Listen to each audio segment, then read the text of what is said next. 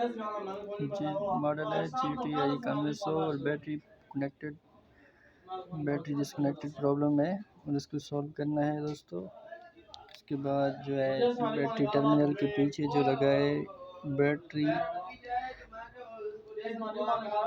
Connector के साथ जो है बैटरी कोयल लगी है, यहाँ पे मैंने ये रिमूव की है, ये वाली ये बिल्कुल येलो कोयल के साथ है बिल्कुल। इसको रिमूव करना है तो प्रॉब्लम सॉल्व हो जाएगा।